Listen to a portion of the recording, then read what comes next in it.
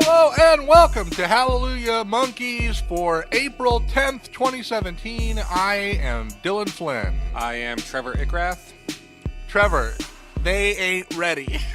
No, this is a big episode, and it just became a big episode. Well, I mean, it was already a pretty big episode. It was already a landmark episode for Hallelujah Monkeyz. Only 3 episodes in, by the way. But it's starting to resemble like a hillbilly jalopy with things piled on the top precariously, like waving in the wind as you drive down the highway with it. That's not totally inaccurate. There's so much to get to. A lot of stuff to get to for this episode. So should we just jump right in? What do you want to talk about first? Well, I want to get this out of the way first, Trevor, is that I done fucked up. I goofed. Oh, right. I was made a fool of. Yes, we both were. Not just any fool, though, an April fool.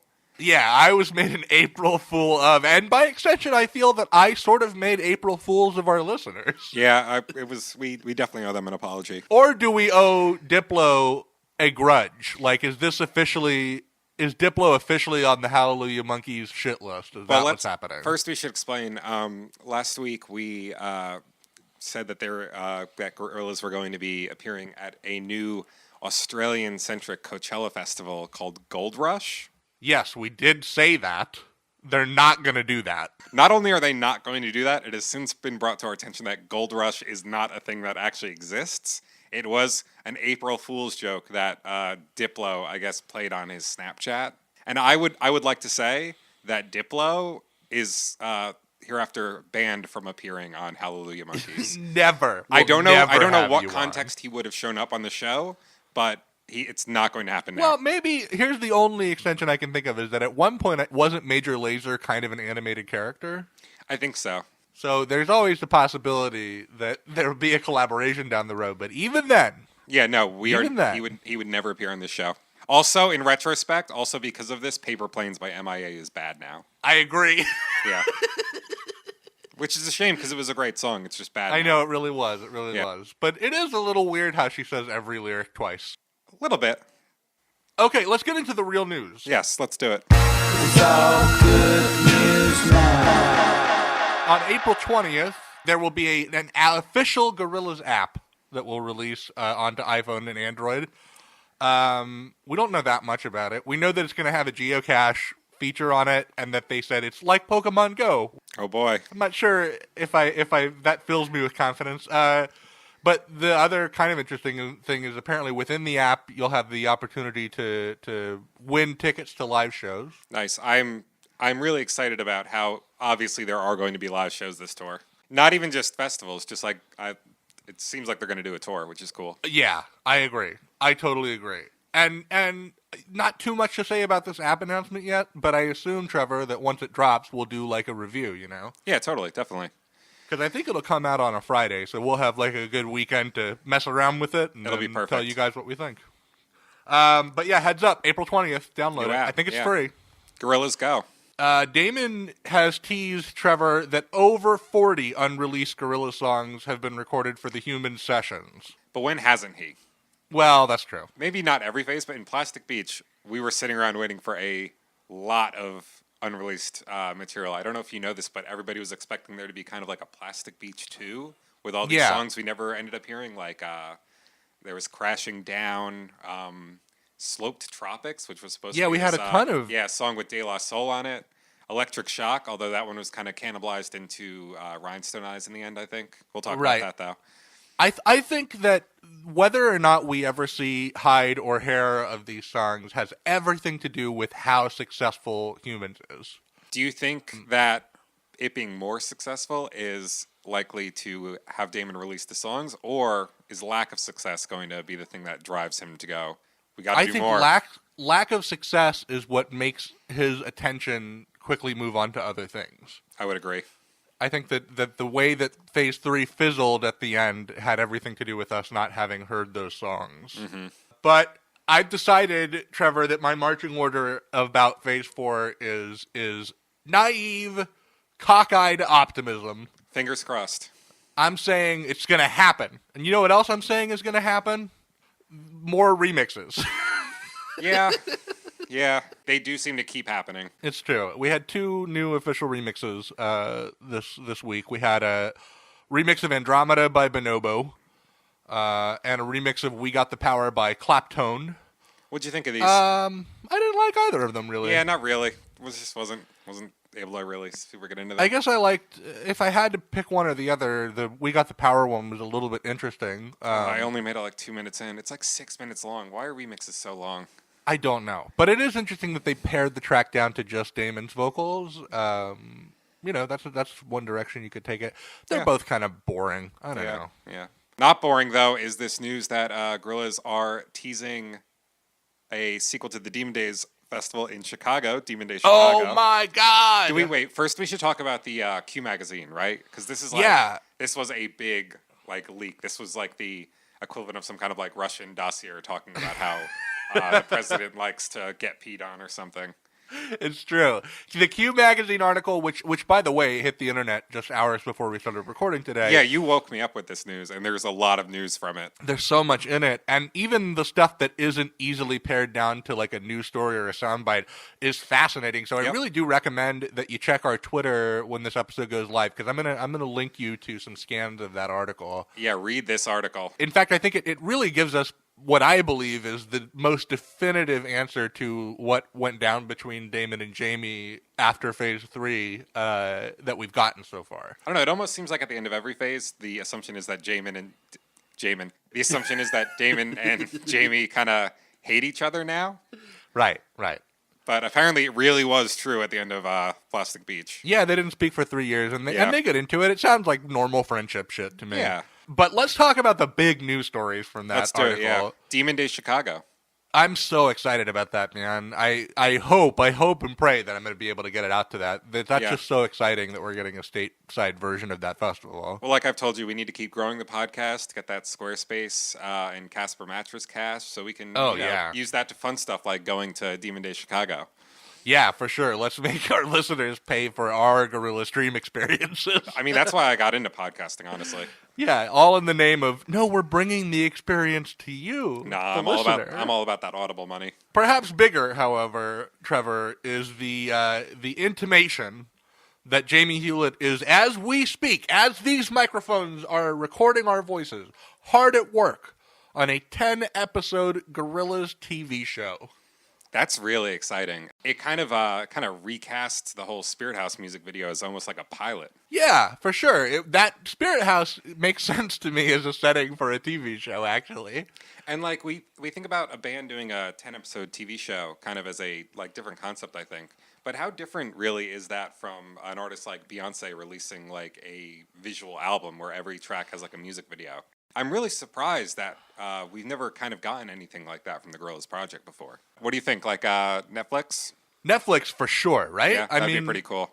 That to me makes so much sense. They're really good at handling sort of the visual side of marketing of TV shows already. Mm-hmm.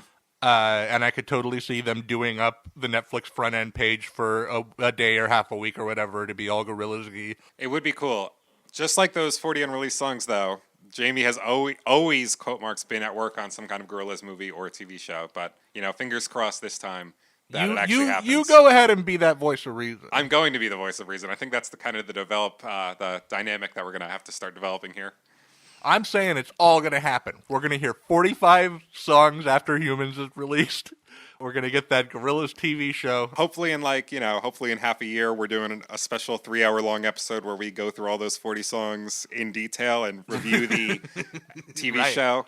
The fact that we heard it's a 10-episode show gives me a little bit of hope because that is a very specific detail. Yeah, and also they didn't use the verb planning. They used the verb working. Working on, yeah. So, these are little morsels that we can cling to. Yeah. Here's something you can get down to the steak and bar and put your bets down on is that there will be 3 pop-up spirit houses in 3 cities across the globe from Gorillaz. This is really cool. And, my initial reaction was like, multimedia experience, whatever. Mm-hmm. But as soon as I started to think about the actual possibility of like a Jamie Hewlett curated haunted house with a Gorillaz theme, I'm like, oh, that sounds so dope. Okay, so here's how it works. It is a walkthrough experience. It's going to feature exclusive music and custom artwork, and it's going to have physical installations and digital productions. And admission is free, but you've got to go to sonos.com, sonos.com, and make a reservation. You also have to live either in Brooklyn, Berlin, or Amsterdam, or be willing to make quite a trip. Yeah, or be willing to travel. So Brooklyn is April 21st through the 23rd. Berlin is April 28th through the 36th. And Amsterdam getting fucked over with one day, just May 6th. Yeah, so hurry. You got to rush out. This sounds awesome. I wish I could go. Me too. I don't know why there's not a West Coast one. Fucking I Brooklyn. know, that's a real bummer. Fucking Brooklyn. And I mean, I'm in the South. Obviously, we get nothing, and we like it. We expect it. Yeah. But I'm sure that a few crafty fans will give us a nice HD walkthrough of this thing. Hopefully, yeah, definitely. I wonder, Trevor, are people going to be able to get into that bath?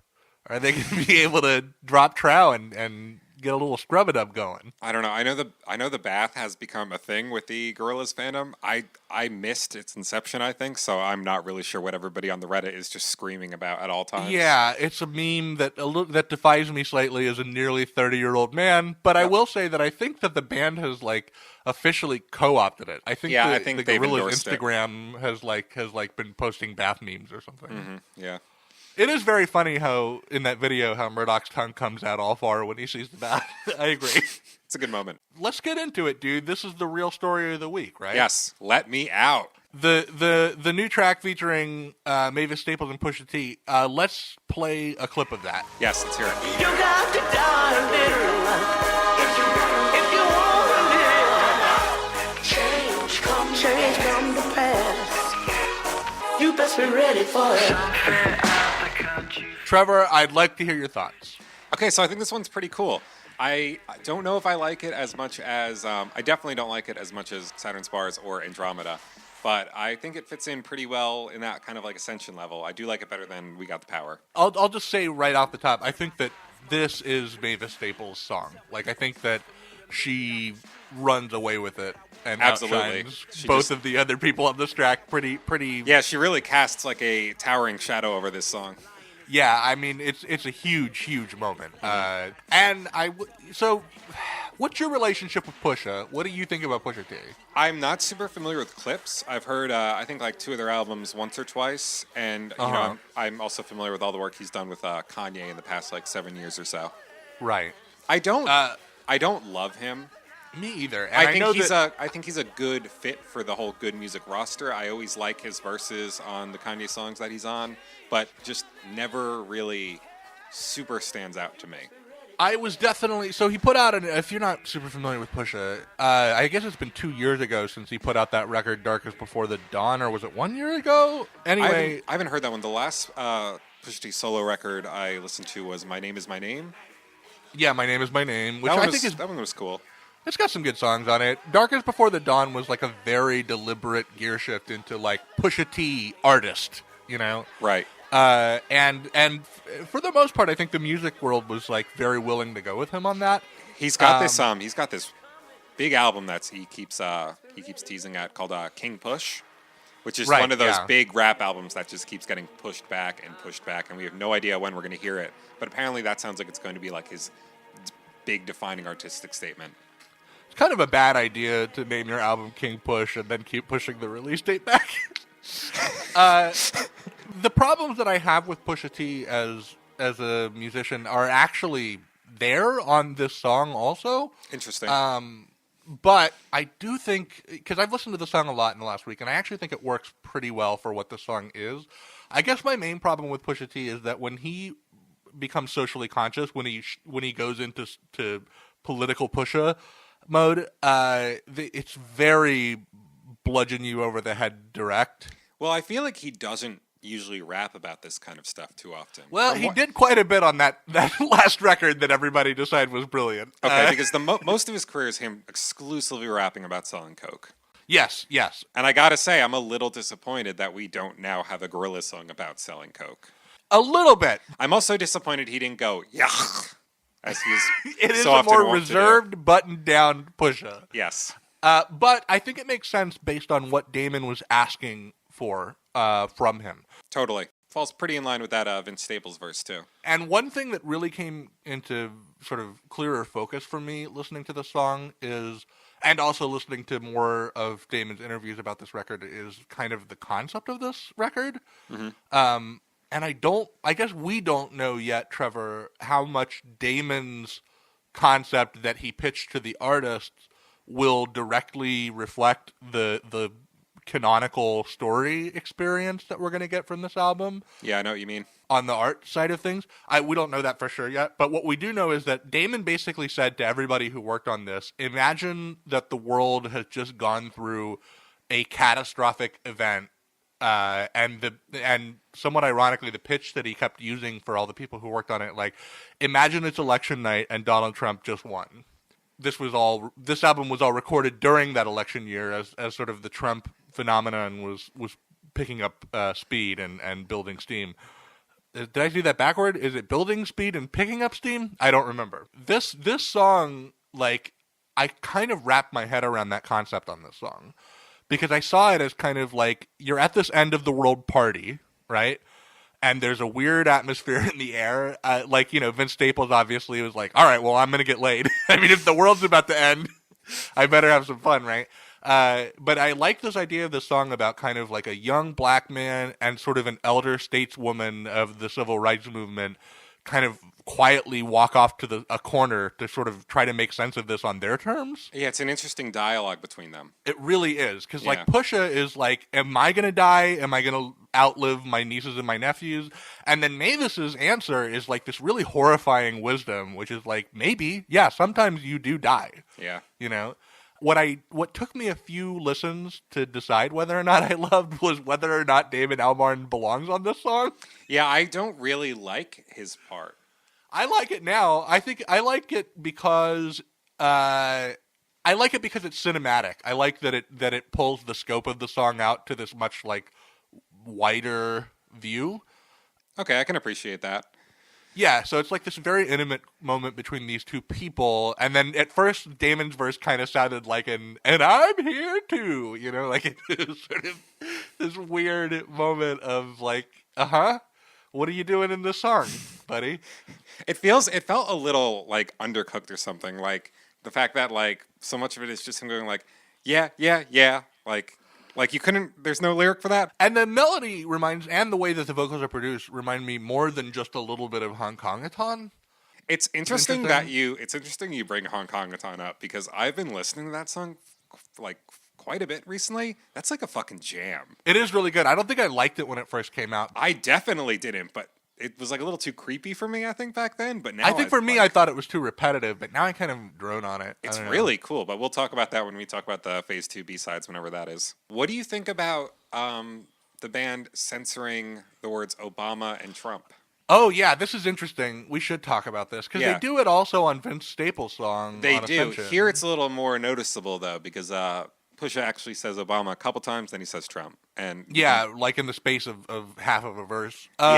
Really interesting. Really interesting. I'm curious to know whether or not the album versions are going to do the same. I'm expecting that they're not. Interesting, because I feel like now with streaming services, I feel like we have kind of moved away from the concept of a single version. That you might be right. Does that make sense? Because these weren't put up as singles. At least this one wasn't. I don't think the other ones were either. These weren't really put out as singles so much as they are just kind of tracks you can already listen to from the album. If that's been my Well, then there's a good chance of that, and I suppose also if you bought these songs on iTunes, then these are the versions that are going to be on your full album when it drops. Right. Yeah, I don't know. That's interesting. It's certainly a talking point. I've tried to sort of turn over in my head what I thought it meant. Like, it seems like it's equating the names of our leaders with curse words in an interesting way. Interesting. I didn't think about that. That's pretty cool, though. So the way that Pusha talks about Obama is quite reverential. Mm-hmm. The way that Vince talks about Obama really isn't. He's like, I'm gonna trick him into being friends with me and then go to the White House and wipe my ass with the American flag. So, God bless Vince Staples. Vince, the further we get from hearing that song, the more I love it. I love that song. It's really good. But yeah, I haven't quite unpacked in my head what I think, what the significance of bleeping out the presidential names is. What's your take on it? I think if nothing else, it kind of prevents the track from, it kind of future-proofs the track against feeling dated. That's true, yeah. It is like a sealant against the wear and tear of age and time. And it feels weird for Gorillaz as kind of not only an animated band, but also a British one to be making this kind of commentary on American politics. I like your thing about equating it to swear words, though. That's pretty interesting. Yeah, I don't know. It's just something about it felt like, listening to a song on the radio. And in fact, they used that same car honk to bleep out the word fucking in the Spirit Bar, or in the Spirit House music video. So, certainly the connection is there. You can connect those dots if you want to. Yeah, plus who wants to have Trump's name on their album? Like, did you listen to that really good Tribe Called Quest album that came out last year? Oh, yeah. Amazing. They kind of cut up a sample of somebody We'll take it saying from here. Donald Trump, but they replaced every Trump with Fife Dog. I thought that was pretty cool. Well, hip-hop needs to figure out how to heal from the wounds of 30-plus years of rappers name-checking Donald Trump unironically as a business tycoon. That's going to be an interesting pivot. That's the news. That we got through it, Trev. We made it. Let's get on to the second half of the podcast because I'm really excited about this for obvious reasons. This is a big moment for us, for sure. Landmark episode of Hallelujah Monkeyz. You may have seen the title of this episode and know that we talked to somebody who worked on the album. We did. We had a really good time doing it. I was super stoked that it even happened in the first place. A little bit of background about who we're going to talk to. She is a Brooklyn, New York singer, actress, flautist, and producer, and a Renaissance woman. And I'm really excited for you to hear this. I do think, while there aren't any sort of necessarily big news bombshells to be had in this, I do think it's just a really interesting glimpse into the recording of humans and just the kind of people that they cultivated to work on this record. It makes it feel like a very steady hand is at work behind this album, and a very deliberate one. Yeah, we learned some pretty cool stuff. So let's talk to Melanie JB Charles. I don't know about you, but it feels like a big block party.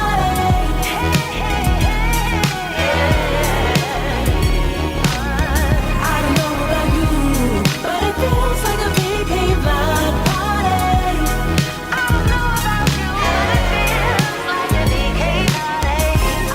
Melanie, thank you so much for coming on the podcast. We're just so excited to have you here today. Thanks for having me. You're the first guest that we've interviewed. Yay! That's fun. I like to be the first. I'm excited for our listeners to get to know you, and I guess also for us to get to know you.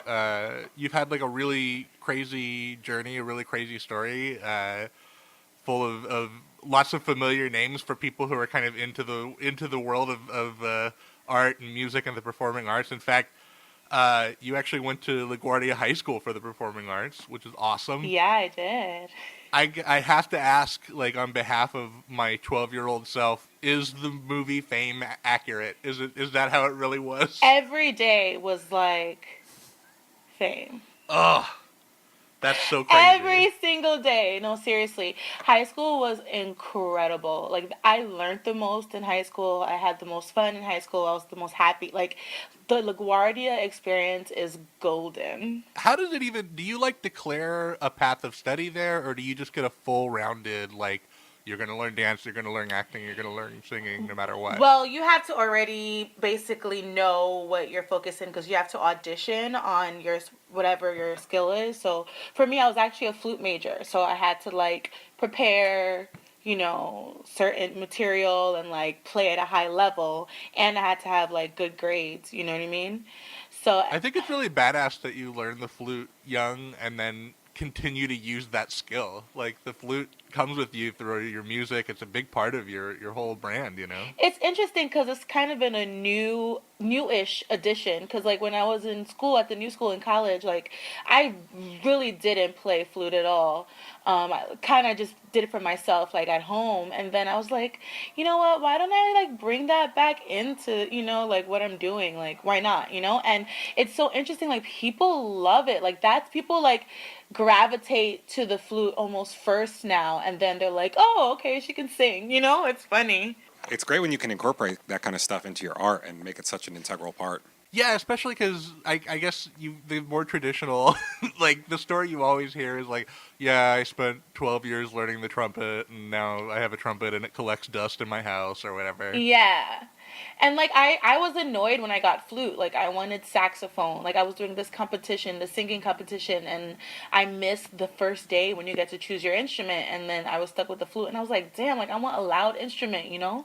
But Right. now I'm so happy. Like it's so portable. Great. Can you clear up? Should I be saying flautist or flutist or fluter? I think you can think say whatever the hell you want to say, dude.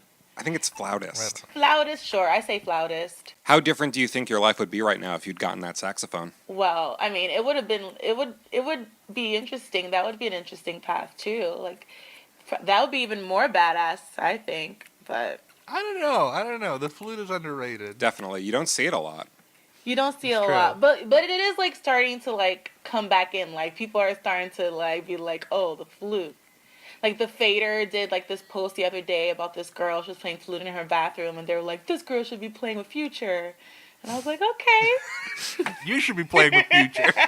Nah, I want to open up for Future. That's what I want to do. You know what I'm saying? That'd be amazing if you went to a Future show and there was just a full set of just flute before before Ooh, Future. that would be so cutty. That's so good.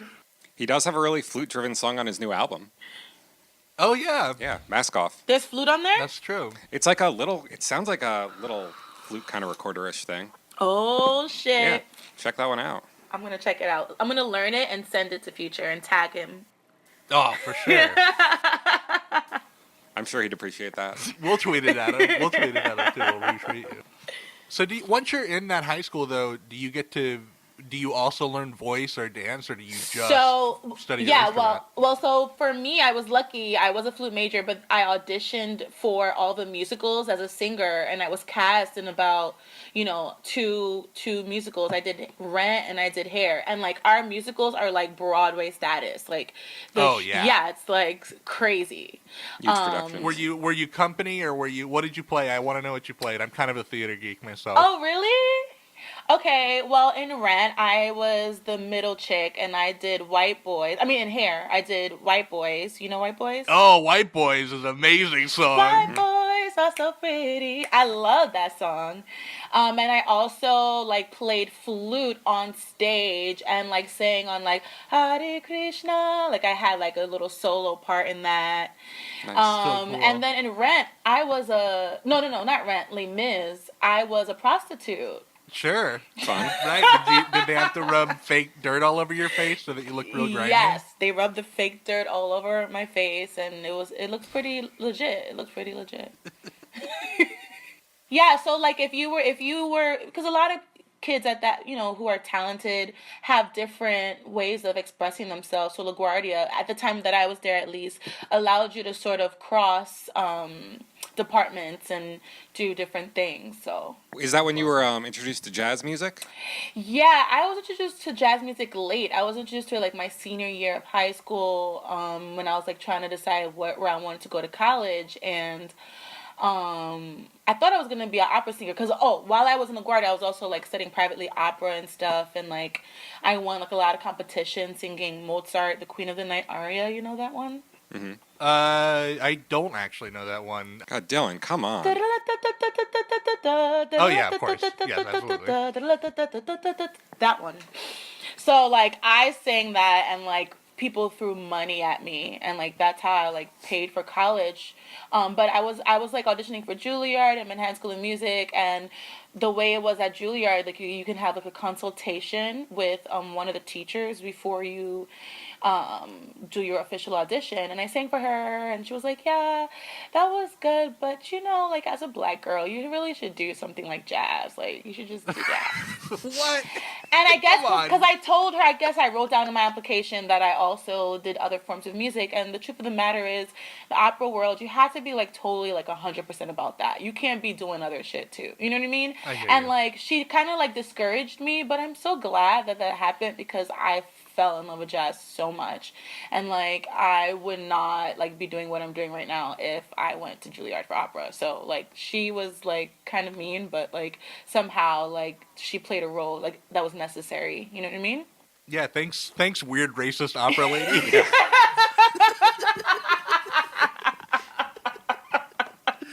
The world is better for it because you've done some really amazing work in the world of jazz, just that I've been listening to over the last couple of weeks. Thanks. You've had a really fruitful partnership with an Italian fellow whose name I can't remember right now. Nicola Conte, yeah. Thank you. He totally reminds me of that kind of bossa nova pop that was like really popular in the 60s, but kind of like a really modern take on it, you know? I love it. Like that was a huge learning experience for me. Like, cause like the music that he liked was really like soulful, like, but of course like that bossa, Euro, jazz sound. And it was really beautiful. And he like expected a lot out of me. Like we toured for I guess for like 2 years, you know, and like finally like the second to last show he was like, you finally did it right. I was like, shit. So harsh. You know, but I loved it. I like those. My life has put me in harsh situations pretty frequent. And so, like, I sort of have developed this, like, thick skin, you know? So it's cool. It's really good. I want to talk a little bit about your Haitian heritage and your Haitian identity, because it seems like it's pretty central to almost all of your output as an artist. I guess this is a weird nebulous question to ask, but, like, does the culture of Haiti in like a really direct way influence the direction that you take your art, and like how does coming from a Haitian family influence you as an artist? Okay, well, so my whatever I've been bringing into the music and like my expression with Haiti is sort of like rooted in sort of my discovery of voodoo, because my family grew up Baptist, right? I was raised Baptist. My mom and my grandma were Catholic and then turned Baptist. Like we weren't part of that side of the Haitian culture, if that makes any sense. Right. But then when I was in high school, someone was looking for a young Haitian singer to sing this Haitian song, and I was like, I don't sing in Creole, but all right, I'll like learn the song. And like I learned the song for the gig. It was at SOB's, and like I fell in love with it, and so that sort of like piqued my interest into getting deeper into that. You know what I mean? Yeah. What do you think it was? Was it the actual sound of the language, or the way the music was written? The way the music is written, like the melodies are so like, there is folk music, you know what I mean? And like every culture who has like their folk music really like touches you deeply, because where these people were when they were writing them. And you know, I'll play some melodies without even the lyrics or anything, and people hear it and it puts them in a trance, you know. It's a very powerful, magical music. And then also like the rhythms, like there's so many rhythmic patterns, and like they all mean something, and they all like pay tribute to a different god, and like it's just so deep and so vast and so artful. It's sort of like a taboo, voodoo in Haiti, you know, like there's those who do it, those who don't, those who do it and don't admit that they do, those who do both, you know what I mean? And I look at it as a beautiful body of art. And so I think that it's going to be a lifetime of discovery for me. And also I feel like I'm just trying to figure out why when people think of Haiti, they only think of Wyclef. You performed and toured internationally with the Brooklyn Youth Chorus, who have worked with everyone from Barbra Streisand to Grizzly Bear to another former Gorillaz collaborator, Lou Reed. Dylan and I would love to hear a story about your time in the chorus. That was a great time. I was like really young. I guess I was like junior high school time. And that's where I like studied bel canto singing. I loved choral singing. I was a floater, so I was like alto and soprano because like I had a great ear. And our director, Diane, she was really great, like really chill, and just encouraged us and took us everywhere. Like I was always in Park Slope. That's what makes me, I think that's why my art is so like weird is because I grew up in like Park Slope, you know, rich Brooklyn. After school, I was there, but then I went to school in Williamsburg, you know what I mean? And like I went to like the same junior high that Jay-Z went to, you know what I mean? It's like I was like all, and I lived in Bushwick, so That makes sense. You're like an intersection of so many different schools of thought and music. you know. But Brooklyn Youth Chorus is still around, and we worked. There was this guy named Kirk Newrock. I don't know if you heard of him. He's sort of like a pioneer in like modern jazz, like underground type of world. And after he wrote some pieces for us at Brooklyn Youth Chorus, later on I auditioned for the New School, and he was teaching there. And so I developed like a relationship with him in writing, and like he really taught me some amazing things in writing. So like BYC has been like that underlying platform for me, you know what I mean, from day one. And I guess you also kind of traveled the world with them, right? Yeah, like we went to Europe Moscow. We did like competitions in Moscow, Germany. Like I was like we took a boat down the Volga River for 2 weeks. I remember one day like I passed out, I was like dehydrated, and like it was my first time like out of the country without my mom. But I made it through, and I came were back. there some tears shed? You could admit it. Oh man, I cried. Like, no, I was a mess. Like, looking back, I'm like, I was a little baby, but it was my first time, you know. And I came back home, and my mom was like, "You're so skinny." But like between me and you, I didn't really like Russian food. Oh no. I mean, stroganoff. I can't really think of any Russian food that I like.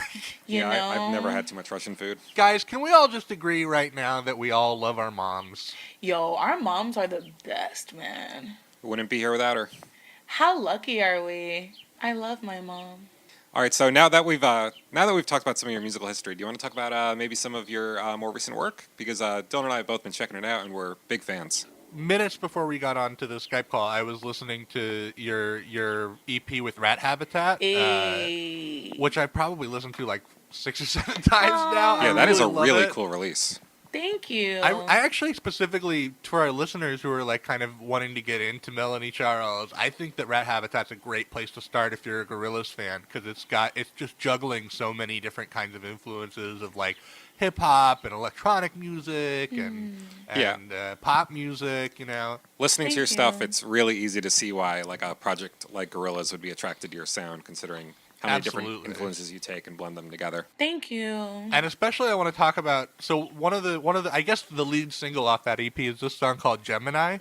Yeah. And it's kind of it's like a story about this prophecy that you got from a fortune teller when you were walking around Greenwich Village, and it feels true. So I'm guessing that it's a true story. It's definitely a true story.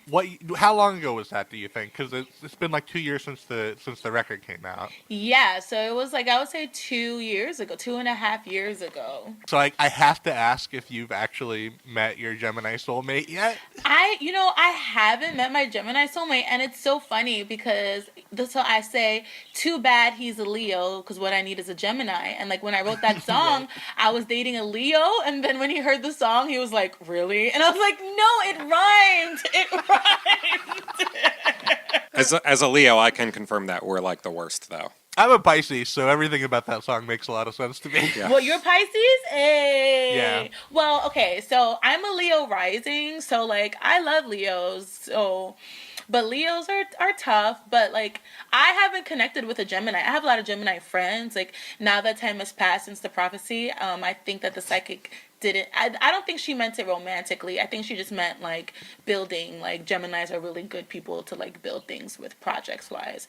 Because reoccurring guys in my life, relationships have been Cancers. I don't know. Ooh, in more ways than one?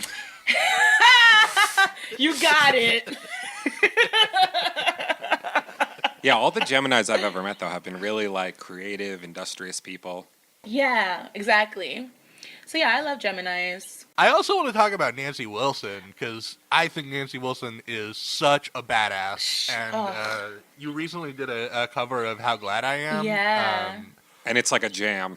Yeah. Oh, it's so It's different really from good. the original too. Like it's just got a totally different vibe. Did you know that? Did you know Nancy's version like before? Like you familiar with it? Yeah, I'm totally familiar with Nancy's version. It's probably one of my favorite songs by her. Yeah, Nancy is like number one to me. I think she's so beautiful, so sexy.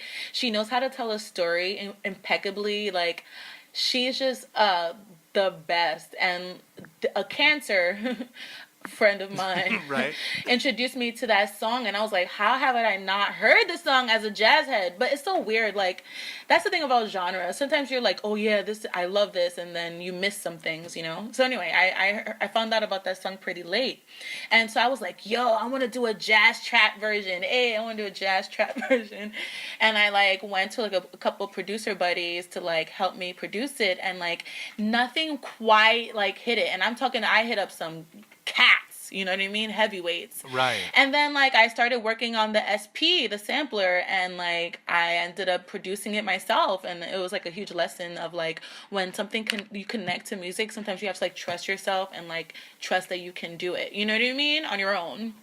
Yeah, that's a special song. I want her to hear it. Like, if I ever get to meet her, I just want to be like, Nancy, I love you, and you inspired this, and I hope she likes it. Like, why aren't these old people Googling themselves? She'd have heard it by now. You think she Googles herself? You think old people do that? I don't think they do. I don't think they do. I feel like my mom would. Like, if my mom was Nancy Wilson, she would Google herself. She'd have a Google alert set up for herself. Trevor, technically we're a Gorillaz podcast, right? It would probably be a good idea to start talking about them. Yeah. Yeah. Okay. Yeah, it's a good idea. So, Melanie, were you a fan of the project before you came to work on Humans? I can't say that I was a fan, but I always like respected their work, and whatever I heard, I always dug it. But I didn't really delve deeply, to be honest. How does a person even become involved with the Gorillaz project or with the recording of the album? Like, how did you end up on that album? Well, a friend of mine was a good friend and collaborator with one of the producers on the album, Tone.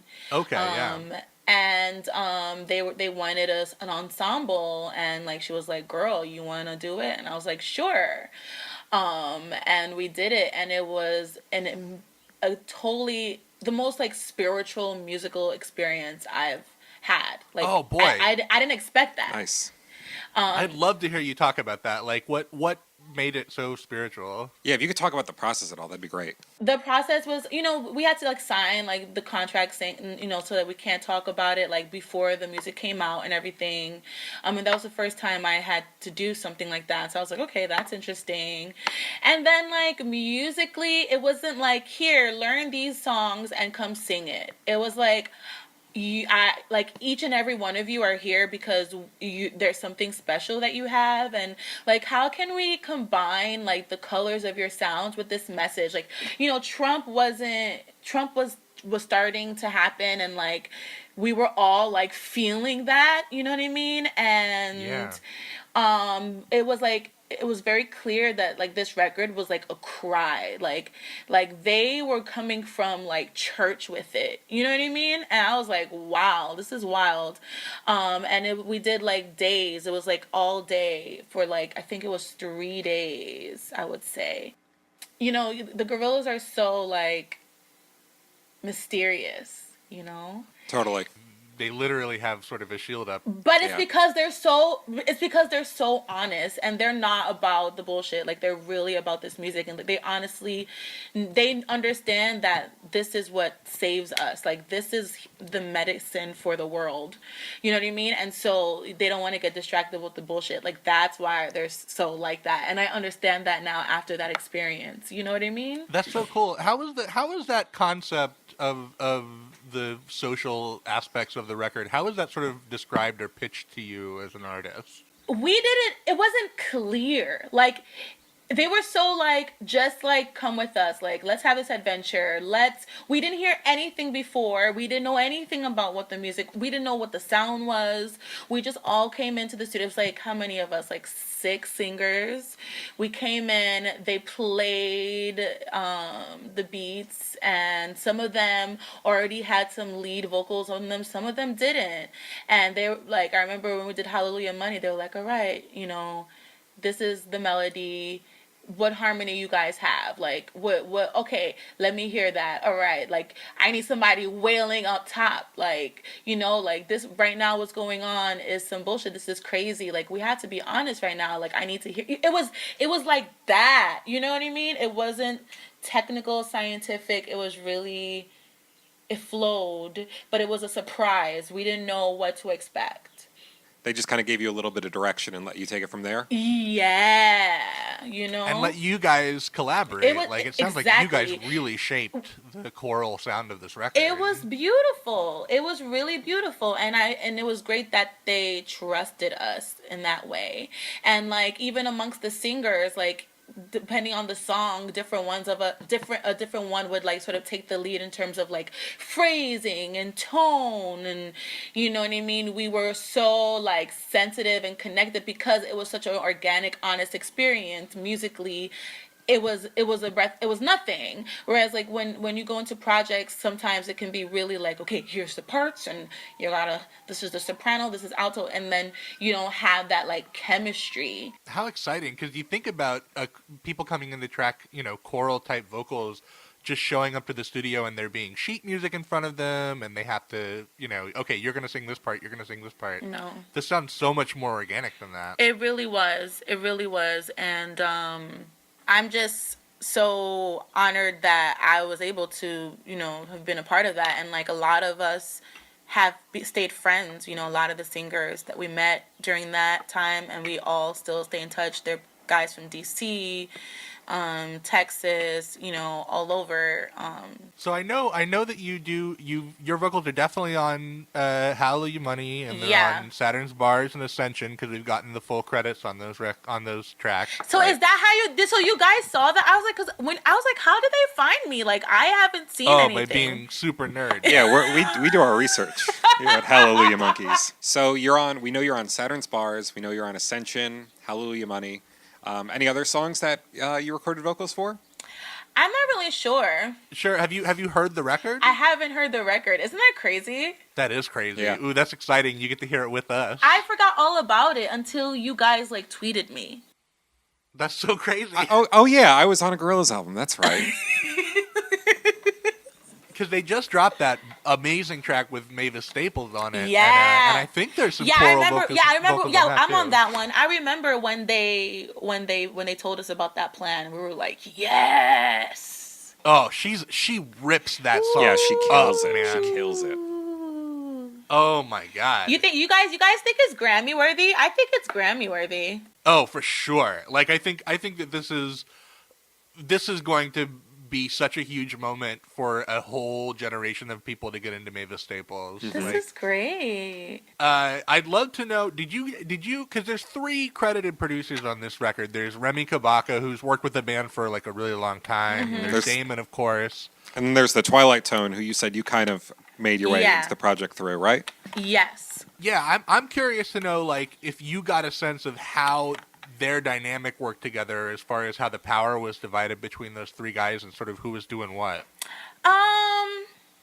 I can't really say that much because there was so much, I'm sure, that happened when we weren't around. But when we were around, it seemed like it was like 3 people who respected each other so much and just let whoever chime in whenever it was something that they had a strong conviction for, if that makes sense. That's so cool. Yeah. That is so cool. Yeah. And because that seems like it would be hard to navigate, having 3 kind of equal partner producers. I mean, I don't know if it's equal. All I can know is that, like, when we were around, that was the vibe. And they had this, like, bro chemistry. And, like, it was just, like, always, like, fun and, like, laughs. And, like, you know what I mean? And just, like, you know, it seemed very bro-ish. And when it's a bro situation, then anything can work, I feel.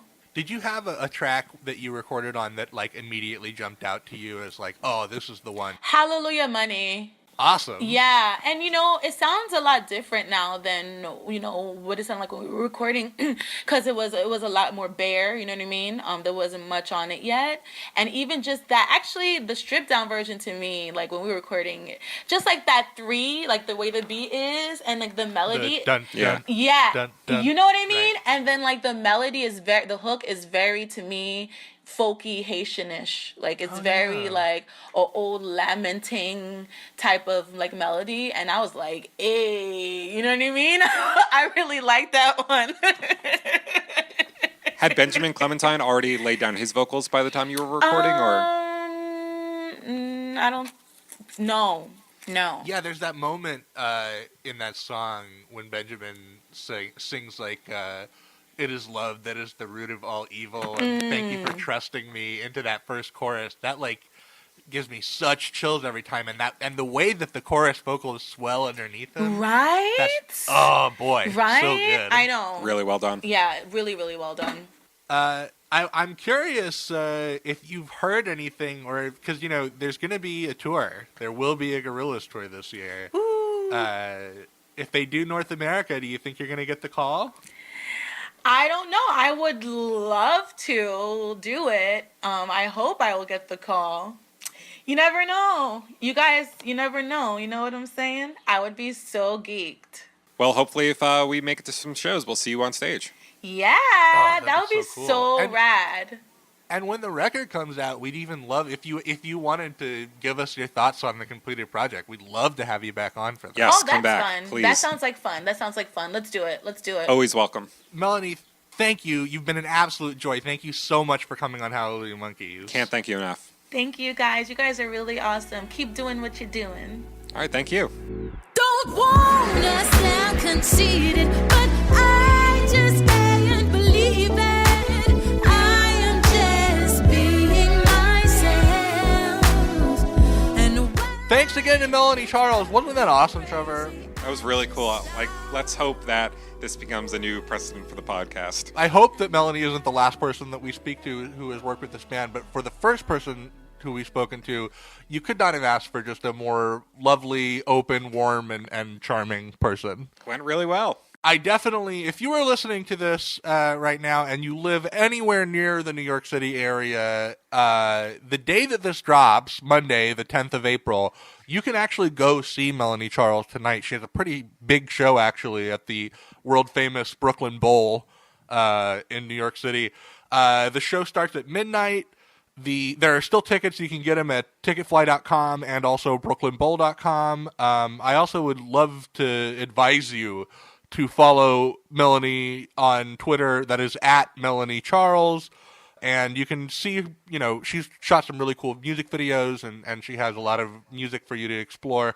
And a great place to start for that is MelanieJBCharles.com. And you can hear her more on the new Gorillaz album. Oh, yeah, and even she doesn't know necessarily how much you'll hear her on the new Gorillaz album, so that's exciting. Trevor, what an episode. Yeah, it was good. I'm a little disappointed that we had to push our Demon Days discussion back a week, but we will get to that next week. Me too. I think it was worth it to kind of put this interview out there. That was really great. Yeah, but I am so charged up right now to talk about Demon Days with you, man. Me too. I'm psyched for that. So, tune in next week. And until then, I am Dillon Flynn. I'm Trevor Ickrath. Oh, I'm so sorry. We are remiss. How about you let us out? No? Are we passing? Shit.